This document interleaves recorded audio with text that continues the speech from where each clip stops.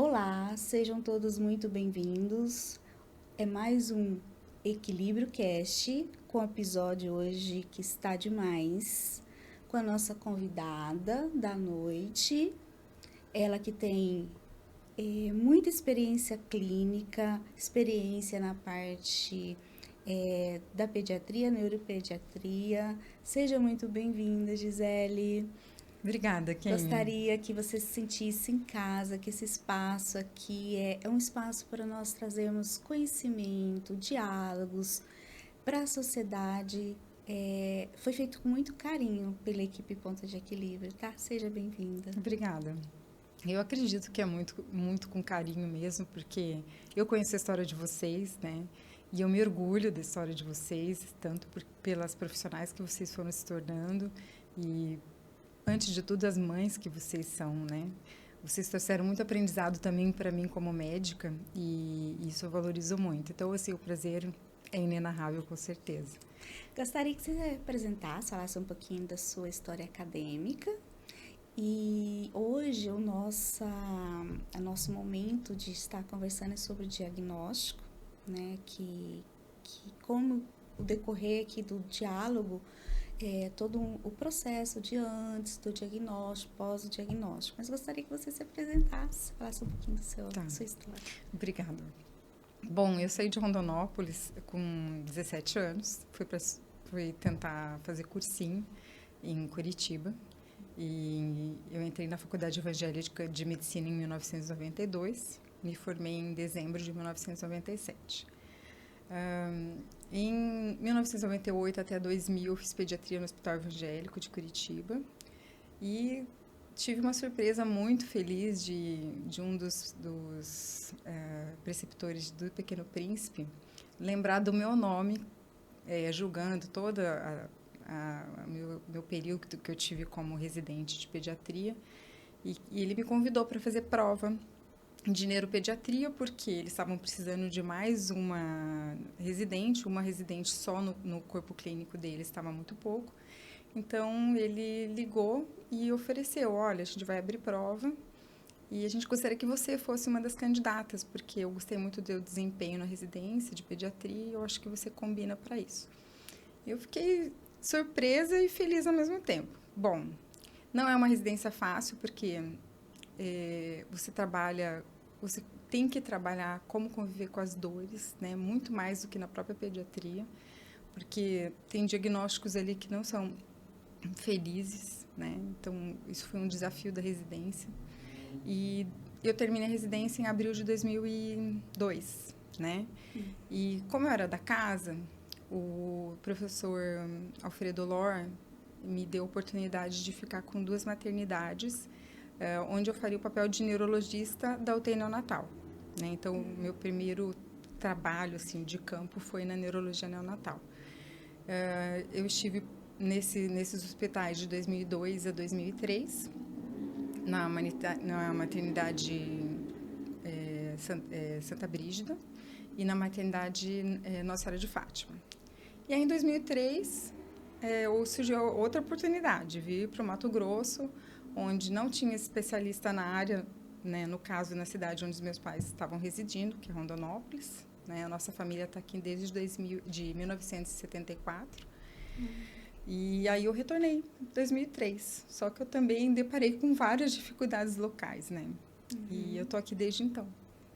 Ai, que legal. Muita experiência clínica para estar passando pra gente, né? E no andar da carruagem, eu acabei depois vendo que eu precisava além dos congressos que a gente normalmente faz todo ano, eu precisava entender um pouquinho mais da psiquiatria infantil.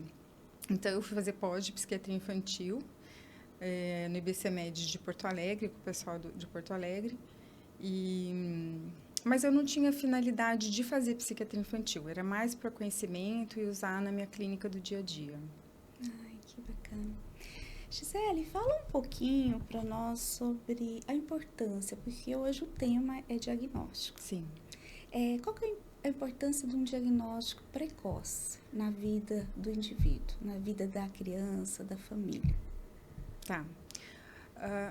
A importância do diagnóstico precoce é porque você vai minimizar as consequências. né? Porque você geneticamente já está predestinado a ter aquela clínica, certo?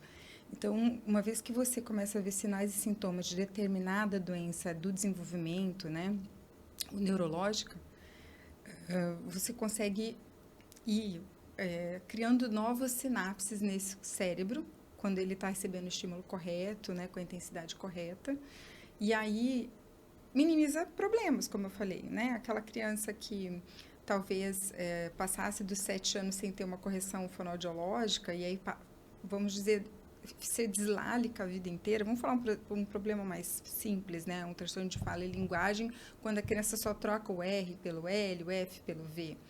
Então, assim, se você perde o tempo de correção, né, que é a janela neurológica para essa correção, com certeza esse indivíduo vai levar esses erros, né, da fala para a escrita dele. E muitas vezes ele não vai conseguir se autocontrolar para deixar de fazer esses erros. Então, por exemplo, esses transtornos da fala e da linguagem. O interessante é começar a corrigir antes dos 4 aninhos. E, erroneamente, as pessoas tinham uma ideia que não, até 5 anos melhora, né? E não é assim.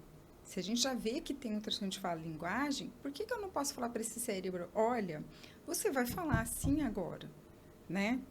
E aí ele vai chegar no final dos 4 aninhos dele, dos 5 aninhos, com uma fala mais correta e que não vai dar problemas de leitura para ele escrita, né? Então, faz a diferença. Ele vai receber menos observações do professor, os amiguinhos vão incomodar ele menos porque ele está falando errado, né? Um outro exemplo que é bem comum são famílias que já têm a dislalia instalada. Então, por exemplo, é muito como é que é corriqueiro você ver isso. Por exemplo, famílias que já falam galfo. Aquela criança, ela tem, quando ela está em tenra idade, ela tem condição de ser corrigida se ela for passar por uma intervenção fonoaudiológica, de passar a falar garfo diferente daqueles que antecederam ele na família, né? Agora, se ela for deixada para falar aos 6, 7 anos, para fazer essa correção, ou depois mesmo, lá pelos 7, 8, 9 anos, muito provavelmente ele vai continuar falando como o resto da família, né? Então, tem uma influência aí também. Tem, eu tô falando uma coisa assim que a gente pode pontuar e dizer, a princípio, entre aspas, que é mais simples. Mas vai criar uma consequência, porque talvez um dia ele vá para um lugar que... Por que você fala galfo? Por que você fala surca?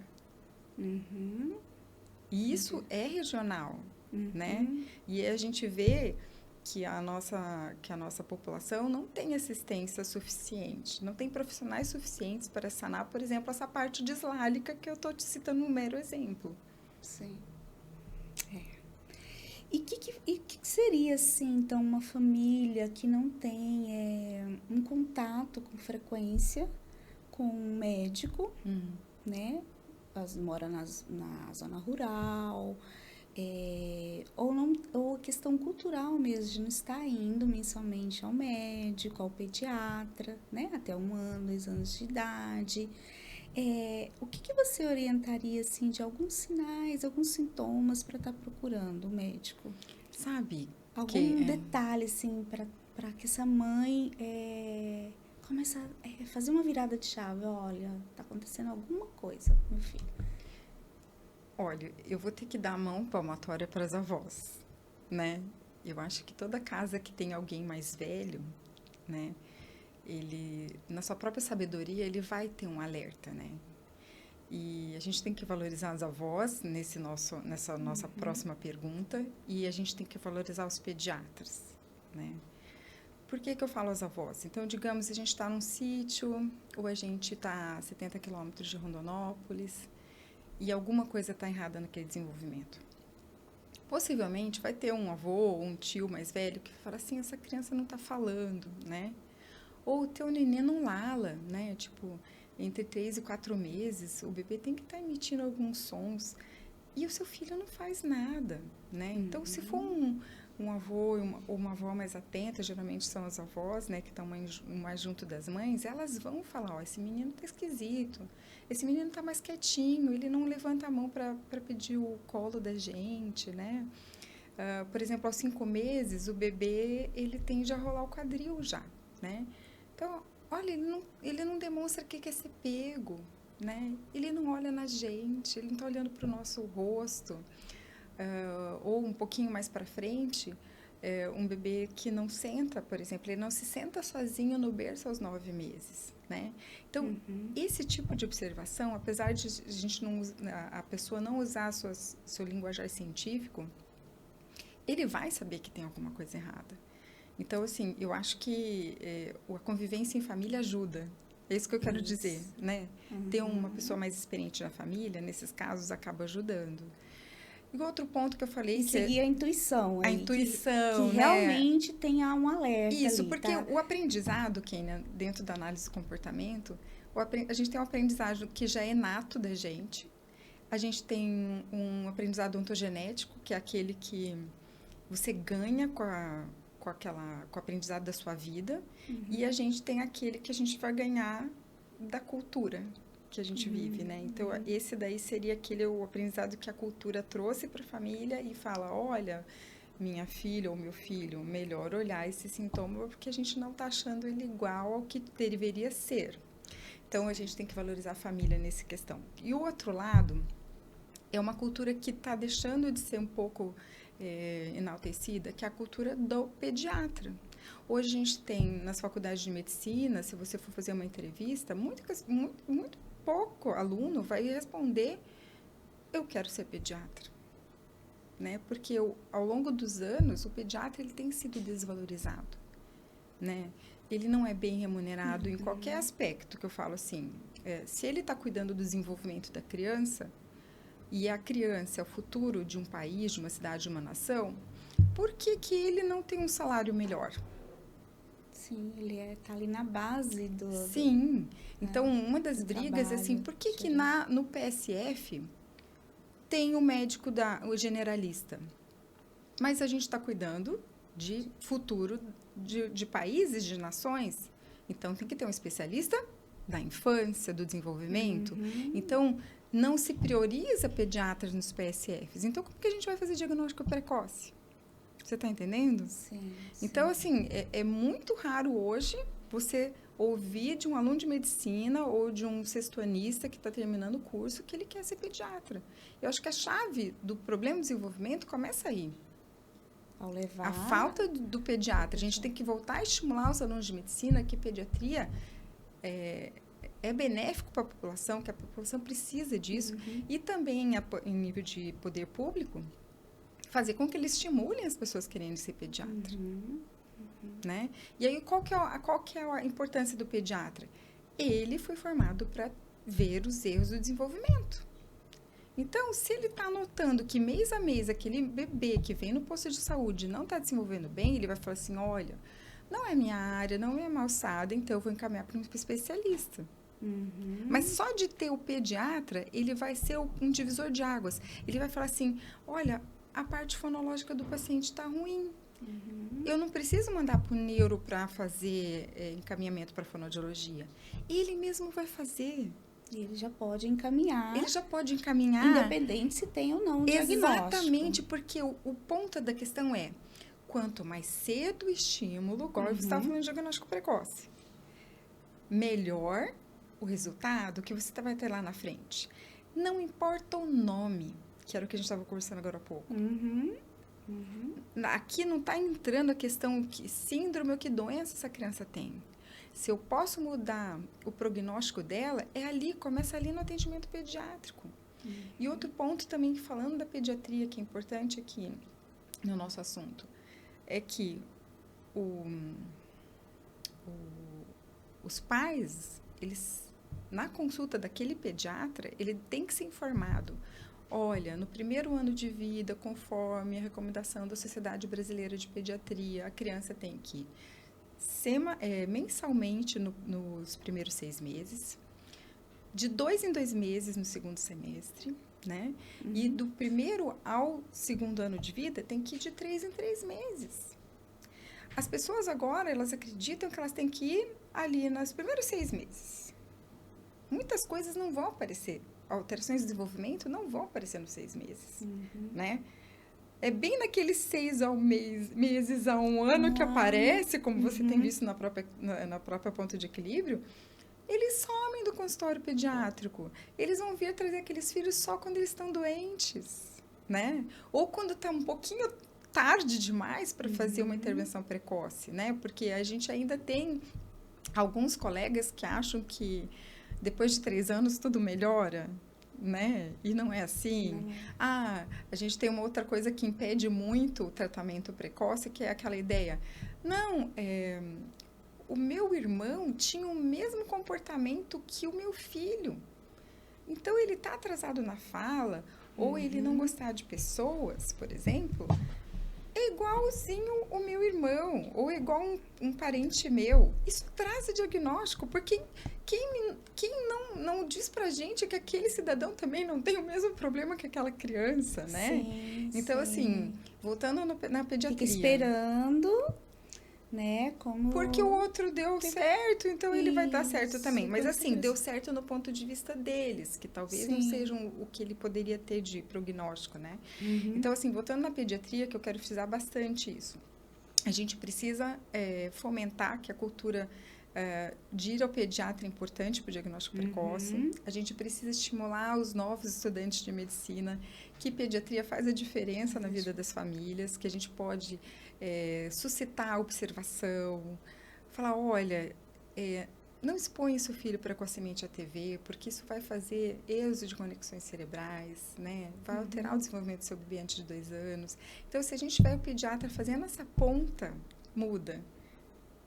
Né? Então, lá no interior eu tenho a família que pode, os mais velhos que podem estar dando toque nos seus parentes mais novos, mas acima de tudo, eles têm que ter conhecimento que eles precisam levar o filho ao pediatra para diagnóstico precoce. Isso vai fazer toda a diferença. Ai, bacana. E o que você hoje, assim, percebe, doutora, em relação do avanço dentro da medicina, da tecnologia, tem facilitado para você fechar um diagnóstico? Quais os avanços a medicina tem conseguido? Tá. Então, assim, dentro da área de desenvolvimento, que essa que é o meu dia a dia, né? E é uma coisa que você aprende na faculdade, que você tem que ter uma boa história clínica. Né? Então, quando você tem uma boa história clínica, você faz uma boa anamnese e um exame físico dentro da semiologia, você vai ter 70% do diagnóstico. Né? Então, na consulta, quando o paciente entra, e às vezes o paciente ele tem medo de estar falando alguma coisa errada, né?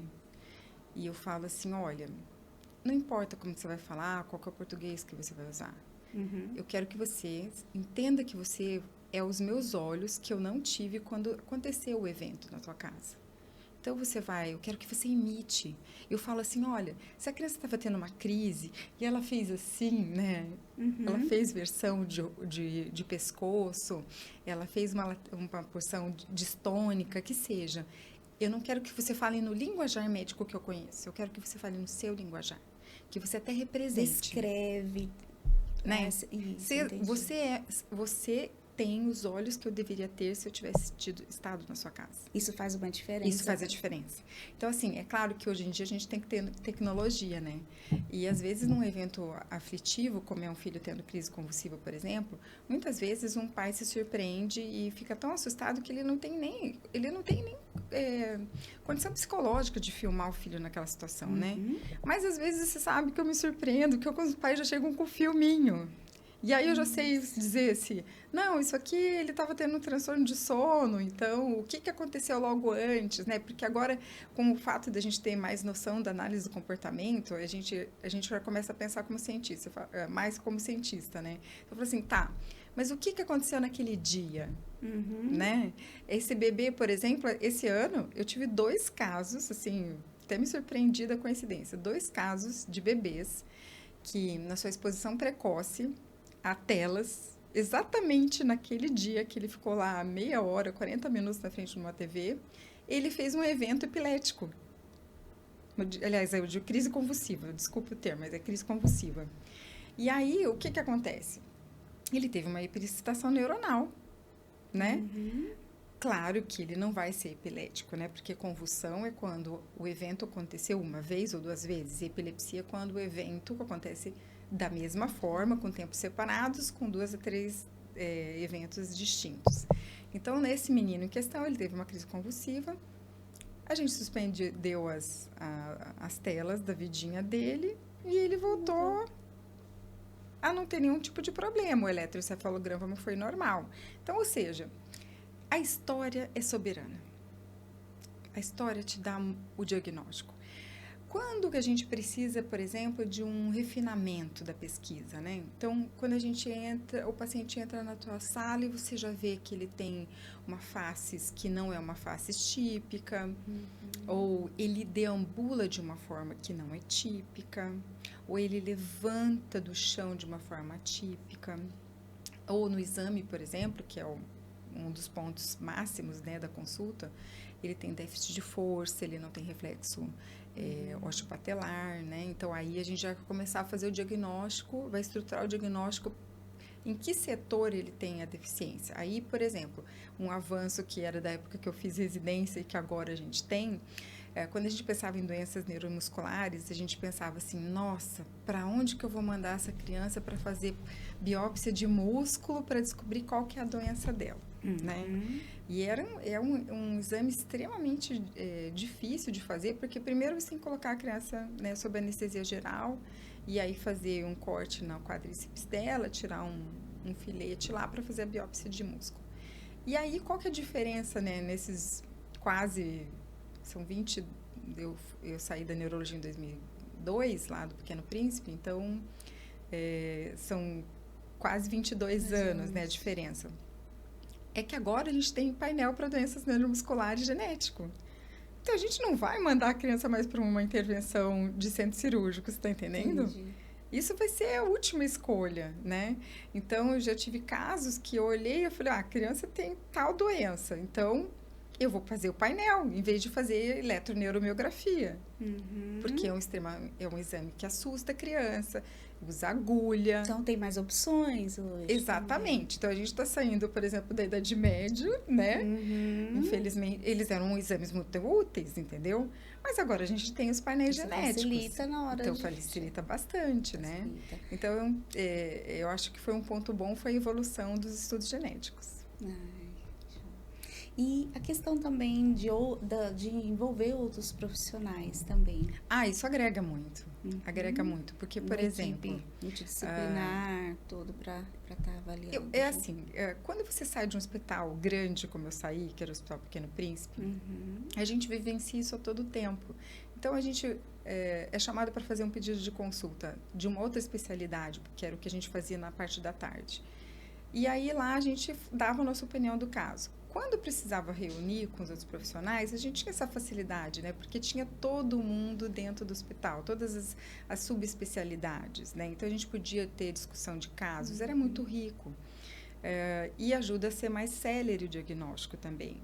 Às vezes, a gente escutando a experiência do outro colega, a gente fala, então, isso é uma ideia para inovar com esse paciente, talvez seja a melhor escolha terapêutica ou a melhor escolha de intervenção de reabilitação.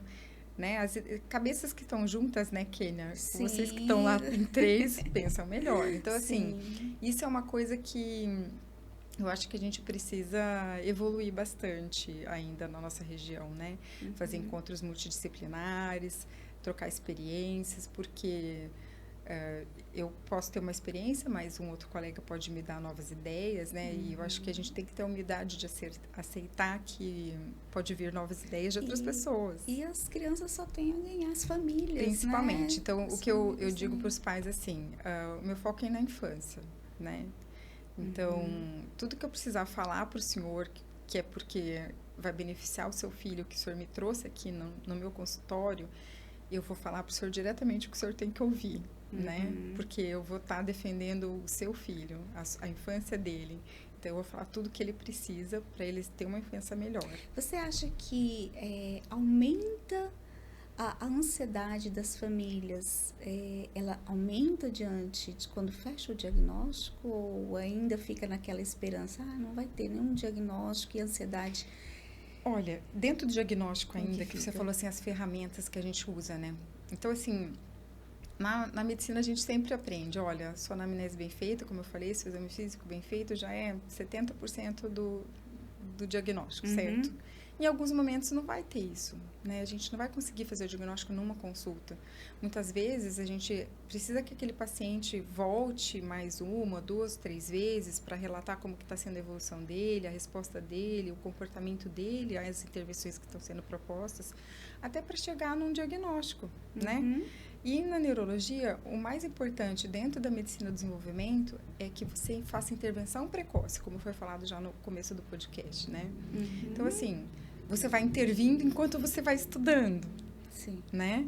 Porque a criança não pode ficar lá parada sem estimulação até você tirar o diagnóstico, né? Sim, eu tenho pacientes, assim, menos hoje em dia, que eu falei para a mãe, eu falei, olha mãe, o mais importante que a gente tem que fazer aqui é estimular. E eu não sei ainda o que o seu filho ou sua filha tem, mas a gente vai procurar. E vai descobrindo, né? Durante o caminho. Isso, né? E aí que entra, por exemplo, quando você pede uma investigação genética, né? Quando eu cheguei em Rondonópolis, a gente não tinha esse recurso aqui, continua não tendo, a gente tem que mandar para Cuiabá, que agora a gente tem 2 geneticistas lá em Cuiabá para ajudar a gente, e são muito solícitos. Ou tinha que sair para fora do estado, né? E muitas vezes a mãe volta, às vezes, naquela época, voltava decepcionada, por exemplo. O doutor achou só um rearranjo, ou o doutor achou uma mutação que não é compatível com nenhuma doença descrita, né? Mas aí o que você tem que falar para aquele pai, para aquela mãe, falou assim, mas você continua fazendo alguma coisa, né? Então, apesar de a gente não achar um nome, a gente continua intervindo porque seu filho tem qualidade de vida, isso que é o mais importante. Em algum momento, a gente vai achar um nome, né? Por que achar um nome? Porque, às vezes, se tiver alguma doença que já foi descrita com aquelas características, você sabe dar a previsibilidade para aquele pai, o que ele vai ter ao longo da vida daquela criança, né? Quais são as patologias que ele vai ter que vigiar que aquela criança venha a ter. E quais os trabalhos que são necessários. Exatamente. Aí você dá já uma sabe. Base de orientação. Por exemplo, eu tenho um paciente que ele tem uma síndrome muito rara e muito grave. E essa síndrome, ela cursa com uma epilepsia bem de difícil controle entre os 3 e os 4 aninhos, né? Mas depois é descrito na literatura que ela vai evanescendo, né? Ela vai ficando mais sob controle. Então, quando você descobre o nome, você consegue dar esse desfecho para o pai, né? Fala, olha, pai, nesse caso, em algum momento, essa epilepsia vai rarear os episódios e a gente vai ter menos uso de medicação, mais qualidade de vida, né? Em outros casos, a gente chega ao ponto de falar, olha, a gente não tem mais o que fazer de medicação para o seu filho e eu preciso fazer uma intervenção invasiva. Eu preciso pedir para um neurocirurgião, por exemplo, instalar um dispositivo para impedir que essa pessoa tenha crise. Então, assim, são tomadas de decisões. Mas que elas vêm tempo a tempo. Quando você está acompanhando aquela criança, você está usando todos os recursos para deixar ela com uma qualidade de vida ideal, né? O próximo do ideal. E aí, no acompanhamento, você vai achando as brechas das soluções, né? Nesses casos que eu falo que são difíceis, que não tem um diagnóstico, que tem uma síndrome muito rara. Realmente, a gente não tem muito que... É uma dor, como vocês falaram no podcast de vocês, que é uma dor que é só deles, né? Só daquelas famílias. Mas a gente vai tentando minimizar, falando, olha, surgiu um medicamento novo, a gente vai tentar. Você quer tentar? Estamos juntos, né? Estamos juntos, vamos tentar. Vamos tem um tratamento diferente, mas não é aqui no estado. Você quer tentar? Você tem condições de tentar? Então, esse é o nosso papel, trazer o que pode melhorar. Né? Às vezes não, né? Quando fecha um diagnóstico, e dependendo do diagnóstico, são famílias que você acompanha há anos, né? Sim, doutora? Eu tenho pacientes assim que eu descobri. Aí eu falei, mãe, olha, ela teve com a gente essa semana. Eu falei, mãe, olha só, sua filha tem uma doença que é regressiva. O exame não tem aqui em Rondonópolis, a gente vai ter que ir para Campo Grande. Mas vai ser vai ser nessa linha de diagnóstico. Hoje eu tô com essa menina até hoje, né? E eu vou falar assim, é uma família excelente, é uma família que luta pela qualidade de vida dessa criança, né? Apesar de que faz a diferença faz também, a diferença, né? As né? famílias. E é uma família também, uma das famílias que me ensina. Aliás, eu aprendo com todas as famílias, né? E aí quando você fala assim, como dar o diagnóstico? Eu falo, quando eu já tenho o diagnóstico, que eu já estou olhando, o diagnóstico está na minha frente, a primeira coisa que você tem que falar é a verdade. Não tem que ter rodeios, né? Porque o paciente, ele quer aquilo. Apesar de que, não é que ele deseja que a filha esteja doente, mas ele quer que você fale a verdade. Ele está ali, te contratou para você falar a verdade. Vai doer, ele vai ter o período de negação, mas isso é uma coisa que é só dele, né? Então, é o mais correto ainda, por mais que seja doloroso pós o luto de receber aquele diagnóstico, difícil ou não, é que você fale a verdade. Esse é o compromisso. Você tem que falar a verdade. Sim. O que você... uma mãe que vai a primeira vez no pediatra ou vai no neurologista, que ele vai procurar um médico. Uma família vai procurar um médico, a mãe, o pai. O que você orienta para essa família? Olha, prepara dessa forma que assim você vai estar ajudando o teu médico a ver pontos cegos que na consulta não está vendo. Tá. O que você falaria? Cita pelo menos 3 pontos fundamentais. Meu Deus. Que assim, a família fala, vou amanhã ao médico, vou me preparar. Se possível, mais de 3 seria melhor. Vou me preparar para ir. Igual você falou, tem mãe que filma, já e leva, mas você treinou essas famílias, você deu dicas, são famílias que às vezes ficam anos com você. Comigo, ela já sabe que tem você que já filmar. sabe que chega lá com um papelzinho tudo anotadinho, né? O que você orienta essa família a fazer? Olha, a minha consulta é uma consulta longa, né, Kênia? E eu vou falar para você. Quando eu cheguei em Rondonópolis, a minha ideia de consulta era 40 minutos. Então, eu falei, eu não vou fugir disso, porque eu vou estar fugindo do que eu acredito, né? Aí, depois eu vi que esses 40 minutos não dava, porque eu precisava de mais história daquela família, né? Para entender como é que funciona a dinâmica daquela casa, como é que foi aquela gravidez, que doenças que a família tem. Então, é um trabalho de Sherlock Holmes, né? Então, já quando a criança chega para mim, ela já tem uma história bem comprida. Para chegar para mim é porque tinha algum problema que ninguém resolveu ainda, entendeu? E que aquele colega que pediu a avaliação ou que aquela mãe não achou a resposta em algum lugar. Sim. Né? Então, aquelas, tipo assim, eu falo assim, que as coisas cabeludas sempre chegam no neurologista. Então, você traga a sua história, primeira coisa. Eu adoro as mães que vêm com a listinha, porque elas não vão esquecer, elas vão explorar aquela consulta toda. Mas antes disso, venha com a sua história. Porque às vezes você vem com a listinha naquela ansiedade de que a consulta vai demorar 15 minutos, porque eu sinto isso na consulta. Às vezes a pessoa assim, ai meu Deus, ela até esquece que ela viu que a consulta é 1 hora de consulta. Ela vem com uma pressa assim, que ela falou assim, eu não vou conseguir falar tudo, então a mãe começa a vomitar toda aquela história, né?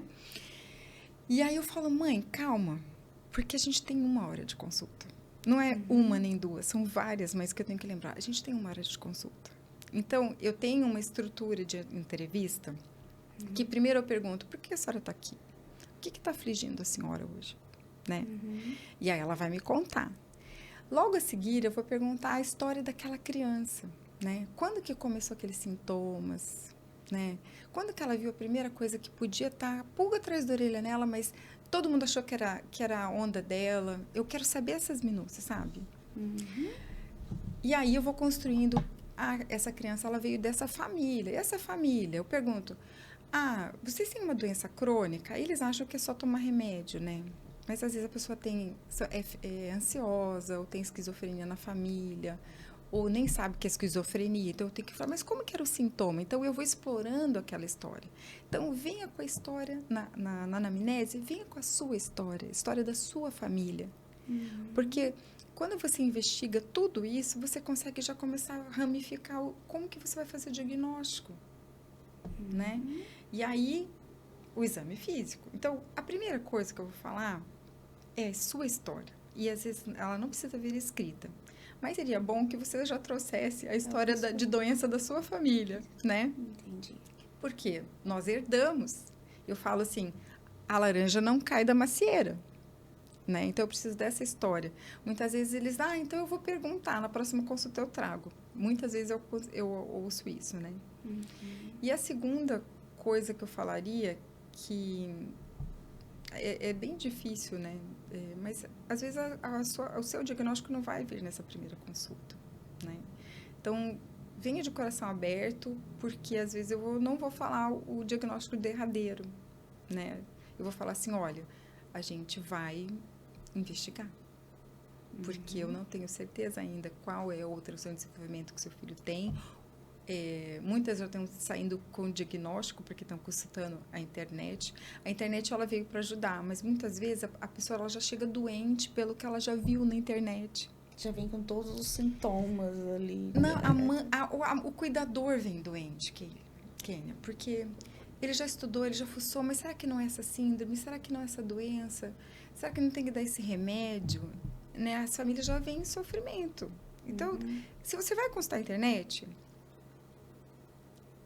já se apazigue o seu coração de que você não vai levar aquele sofrimento até o dia da consulta.